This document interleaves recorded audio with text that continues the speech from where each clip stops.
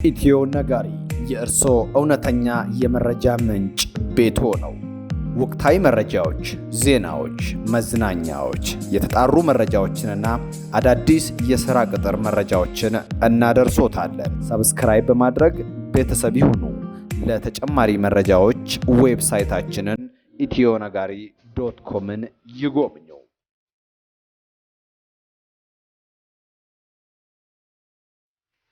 ሰላም ጤና ይስጥልን የተከበራችሁ ተከታታዮቻችን፣ ይህ ኢትዮ ነጋሪ ነው። በኢትዮ ነጋሪ ከሀገራችን ኢትዮጵያ ከአፍሪካ እንዲሁም በዓለም አቀፍ ደረጃ የተሰሙ ማህበራዊ፣ ኢኮኖሚያዊና ፖለቲካዊ እንዲሁም አዳዲስ ኪነጥበባዊ መረጃዎች ይቀርባሉ። አብራችሁን ቆዩ። በዛሬው ዕለት ከያዝናቸው ውስጥም በተለያዩ ክልሎች የሰዓት ገደብ ስለመጣሉ፣ ከዩክሬን ለኢትዮጵያ የተላከውን ስንዴ በተመለከተ፣ ከጨርቃ ጨርቅ ስራ የተቀነሱ ሰራተኞች ቁጥር መጨመር። በቆይታችሁ እነዚህንና ሌሎች መረጃዎችን ትሰማላችሁ። በየዕለቱ አዳዲስ መረጃዎችን ለማግኘት ቻናላችንን ሰብስክራይብ ማድረግ እንዳይረሱ። ከተጀመረ አንድ ሳምንት የሞላው የሰሜኑ ጦርነት ሀገሪቷ ላይ ብዙ ምስቅልቅሎችን እያመጣ ነው። ከትልቁ የሰው ሕይወት ጀምሮ በንብረትና እንዲሁም በሞራል ቀላል የማይባል ተጽዕኖ ፈጥሯል። ይህንን ተከትሎም የተለያዩ ሀገራት ጦርነቱ እንዲቋረጥና በሰላማዊ መንገድ እንዲፈታ ጥሪ አድርገዋል። ነገር ግን ጦርነቱ በዛሬው ዕለትም እንደቀጠለ ነው።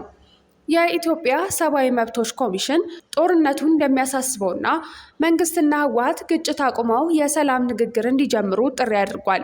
ኮሚሽኑ አፍሪካ ህብረት፣ የተባበሩት መንግስታት ድርጅት፣ ሲቪክና የሃይማኖት ተቋማት እንዲሁም መገናኛ ብዙሃን ግጭቱ በአስቸኳይ እንዲቆም ንግግር እንዲጀመርና በጦርነቱ ገፈት ቀማሽ ክልሎች የሰላማዊ ሰዎች ሰብአዊ መብቶች እንዲከበሩ ከፍተኛ ጥረት እንዲያደርጉ ጠይቆም ነበር። ታዲያ ጦርነቱን ተከትሎ ከተሞች የሰዎችን እንቅስቃሴ ጨምሮ የተለያዩ እገዳዎችን እያስቀመጡ ይገኛሉ። ከዚህ መካከል የወልቃይት ጠገዴና ሁመራ ዞን አስተዳደር ጸጥታ ምክር ቤት በዞኑ በሁሉ አካባቢዎች የሰዎች እንቅስቃሴ እስከ ምሽቱ 3 ሰዓት ብቻ እንዲሆን ወስኗል። የዞኑ ጸጥታ ምክር ቤት የግል ተሽከርካሪዎች እንቅስቃሴ በሙሉ ከማለዳ 12 ሰዓት እስከ ምሽት 1 ሰዓት ብቻ እንዲሆን ገደብ መጣሉ ተዘግቧል። መኖሪያ ቤትና ንግድ ቤት አከራዮች ጸጉረ ልውጦችን ይዘው ለጸጥታ አካላት እንዲያቀርቡም ታዘዋል። በተጨማሪም በአማራ ክልል ደቡብ ወሎ ዞን የሐይቅ ከተማ አስተዳደር በከተማዋ ከምሽቱ 2 ሰዓት በኋላ ከጸጥታ ኃይሎች ውጪ ማናቸውንም የሰዎች እንቅስቃሴ ማገዱን አስታውቋል። አስተዳደሩ ጦር መሳሪያ ይዞ መንቀሳቀስንም ከልክሏል።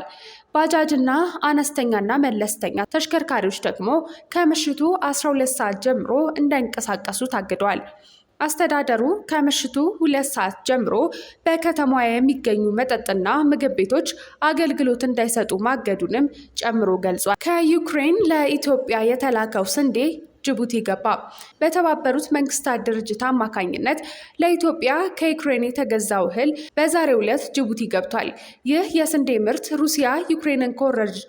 ሩሲያ ዩክሬንን ከወረረች በኋላ ለመጀመሪያ ጊዜ ወደ አፍሪካ የተላከ እህል መሆኑም ተገልጿል። ጅቡቲ የደረሰው መርከብ በተባበሩት መንግስታት ድርጅት የዓለም ምግብ ፕሮግራም አማካኝነት የተገዛውን 23,000 ቶን ስንዴ ጭነት መያዙ ተነግሯል። የእህል ጭነቱን ከመርከቡ ላይ በማራገፍ ወደ ኢትዮጵያ ለማድረስ 4 ቀናት ያህል እንደሚወስድም ተነግሯል። የዓለም ምግብ ፕሮግራም የኢትዮጵያ ቃል አቀባይ ክሌር ኔቪል ከዚህ ቀደም ለቢቢሲ እንደተናገሩት ስንዴው ተቋሙ በጦርነትና በአስከፊ ድርቅ ምክንያት የተጎዱ በሚሊዮን የሚቆጠሩ ነዋሪዎችን ለመመገብ የሚያደርገውን ጥረት ይደግፋልም ብለዋል።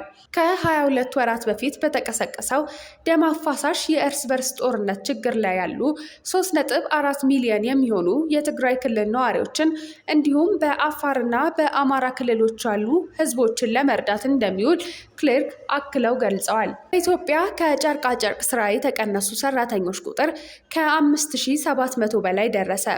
ኢትዮጵያ ከአሜሪካ የቀረጥ ነፃ ገበያ ወይንም አጎዋ ከታገደች ወዲህ ከስራ የተቀነሱ የጨርቃጨርቅ ፋብሪካ ሰራተኞች ከ5700 በላይ መሻገሩን ሪፖርተር አስነብቧል።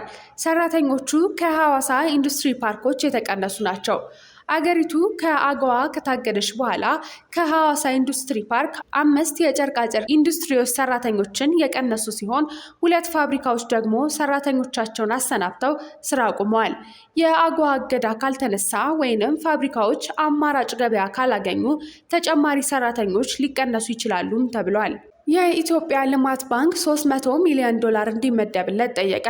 የኢትዮጵያ ልማት ባንክ ለደንበኞቹ የሚያቀርበው $300 ሚሊዮን ብሔራዊ ባንክ እንዲመድብለት መጠየቁን ካፒታል ዘግቧል።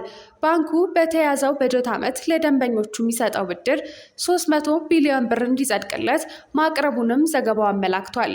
በተጠናቀቀው በጀት ዓመት 10.9 ቢሊዮን ብር ብድር ማስመለሱን የገለጸው ባንኩ ለትግራይ ክልል ተበዳሪዎች የሰጠውን ብድር ሳይጨምር አጠቃላይ ያልተመለሰለትን የብድር መጠን ወደ 17 በመቶ ዝቅ ማድረግ መቻሉን ጠቁሟል።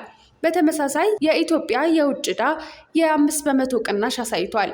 የገንዘብ ሚኒስቴር የ2014 በጀት ዓመት የኢትዮጵያ ጥቅል ዕዳን አስመልክቶ ባወጣው ትንተና እንዳመለከተው የሀገሪቱ የውጭ ዕዳ የ5 በመቶ ቅናሽ አሳይቷል። በዚህም በ2013 ከነበረው $29.5 ቢሊዮን ወደ $27.9 ቢሊዮን ዝቅ ብለዋል። ይህም ከተለመደው ዓመታዊ ዕዳ ጭማሪ አንጻር አዲስ ክስተት ነው። ለውጭ ዕዳ በ1.6 ቢሊዮን መቀነስ አይነተኛ ምክንያት የተደረገው የአሜሪካ ዶላር ከሌሎች ሀገራት ገንዘብ አንጻር ጥንካሬ ማሳየቱ ሲሆን በተጨማሪም በ2014 የተለቀቀው አዲስ ብድር አገሪቱ ለዕዳ ከከፈለችው አንጻር ያነሰ በመሆኑ ነው። በ2014 አገሪቱ ለዋና ዕዳ ከከፈለቻቸው አንጻር አዲስ የተለቀቀው ብድር የ$552 ሚሊዮን ቅናሽ ያለው ሆኖ ታይቷል። ሆኖም ወለድና ሌሎች ክፍያዎች ሲጨመሩበት ለዕዳ የተከፈለው ገንዘብ መጠን ከተለቀቀ ከአዲስ ብድር አንጻር የግማሽ ያህል ብልጫ አለው።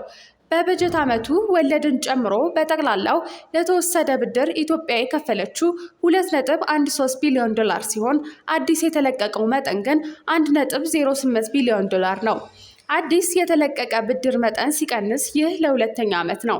በ2012 ተለቆ የነበረ አዲስ ብድር $3.1 ቢሊዮን የነበረ ሲሆን ይህ መጠን በ2013 ወደ $1.4 ቢሊዮን ዝቅ ብሎ ነበር።